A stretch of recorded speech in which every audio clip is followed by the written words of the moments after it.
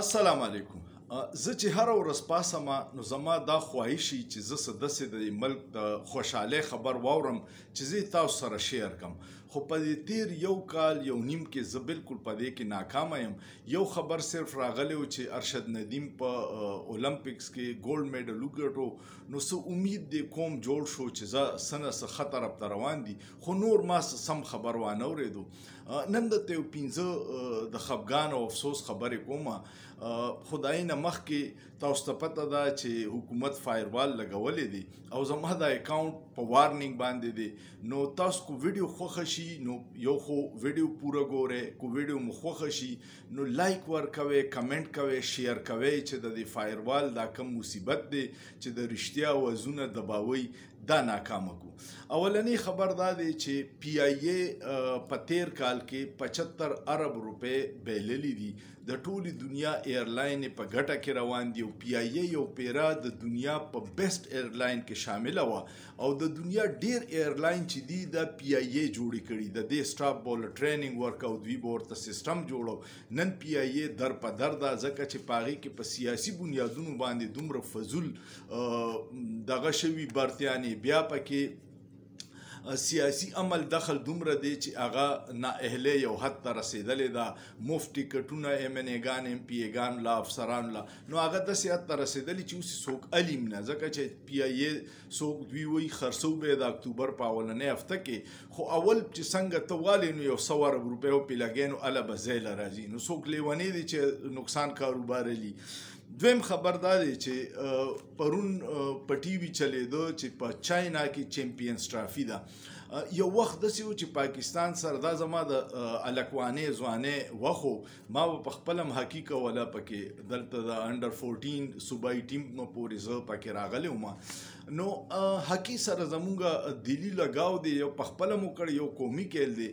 یو وخت کې مونږ سره څلور اعزازات وو، چیمپینز ټرافي مونږ سره وه، ایشین کپ مونږ سره، ورلډ کپ مو او اولمپک چیمپین مونږ. او نن دا وخت دی چې د هاکي ټیم سره د چین د تلو ټیکټونه نشته. هاکي فیډریشن صدر وی چې مونږ سره فنډز نشته، حکومت راله نه راکوي او مونږ سره د چین د تلو ټیکټونه نشته. نو د چاینیز ایرلاین ته مو ووی چې ته مونږ له قرض راکړه چې راشو بیا راته پیسې میلاو شي، بیا به درله واپس درکو.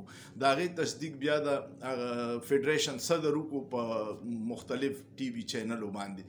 نو یو طرف ته ارشد ندیم میډل ګټلی دی، هر سړی ورځي او 10 کروړ له ورکوي، هلکه 1 کروړ روپۍ د هاکي کلاډیانو لم ورکوي چې غریبانان چین ته خو پې لاړ شي.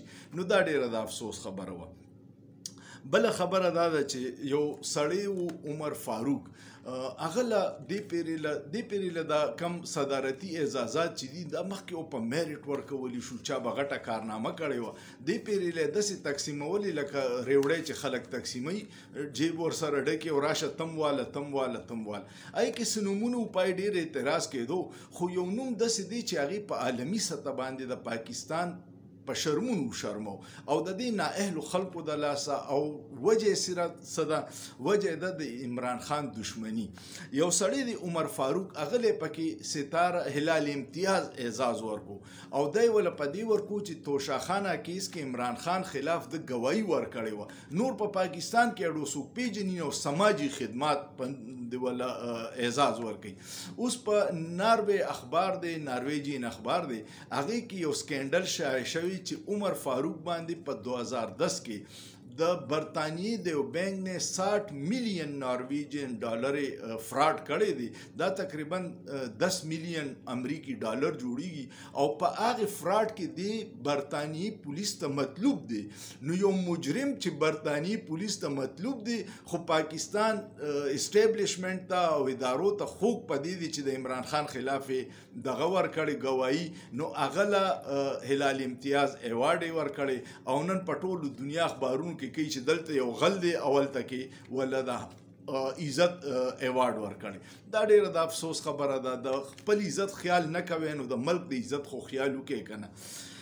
څلورم خبر دا چې په بلوچستان کې الریډي دهشتګردي روانه ده او ډېر حالات خراب دي او اوس په خدای د الله سیلاب راغلی دی.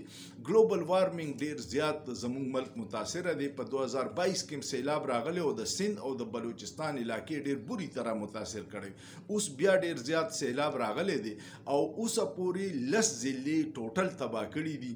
په دې کې 900 کورونه پریوتي دي، تقریبا 1400 کورونه جزوي طور تباه شوي دي. 29 کسان سرکاري ډیټا ده چې پکې مړه دي. لا پته نه لګي ځکه چې لارې بندې دي نو مړي خلک هسپتالونو ته نشي راوړي یا انتظامیت نه ده خبر چې نور به څومره تباهي کړي. نو په ټوله دنیا کې د دې اوبو دپاره هر کال بندونه وي، ډیمونه جوړوي چې دا رکاو شي او هر کال مونږ سیلاب هر 2 کاله پس یا 3 کاله پس سیلاب چې راشي نو مونږ خوشحاله په دې یو چې زه اوس به د بار ملک نه امدادونه راشي او د خلکو جیبونه به پکې ډک شي. نو دا غټه بدقسمتي ده چې هر کال سیلاب راځي او مونږ بیا هم څه نه کوو او دغه مړي چوتو کورونه جوړو او خو غټ لالچ پکې د بهر ملک امداد دی. پنځم خبر دا دی چې پرون په دیر کې هم ډېر بارانونه شوي. نو پتراک علاقه ده، په هغې کې یو د غر سلایډینګ شوی دی او یو کور کې 12 کسان پکې سره د زنانو او ماشومانو مړه شوي دي. نو لینډ سلایډینګ هر ځای کې کیږي او په کومراټ کې بیا لاره بنده ده. 1500 سیاح هلته کینښتي دي. نو بارانونو موسمونو کې کوشش کوئ چې د پهاړي علاقو ته نه ځئ ځکه چې الکوان لاړ شي خیر دی، خو چې فیملی نو بیا مشکلات شي، لارې بندې شي، د غذایي قلت شي، یخني ده هلته ډېره زیاته او ماشومان او زنانو کې دومره برداشت نه وي، هغوی ته لږ د خصوصي کیر ضرورت دي. نو احتیاط کوئ. نو دا یو 15 خبرې دي. تاسو ماته ووایئ په دې کې یو د خوشحالۍ خبر شته؟ نشته پکې. الله دې زموږ په دې قوم باندې او په ملک باندې رحم وکړي. الله مو دې د نااهله حکمرانانو نه خلاص کړي او د هغې د سهولتکارو نه مو خلاص شي چې دا ملک دومره نیکنام عزتنام ملک دی چې دا ترقي وکړي.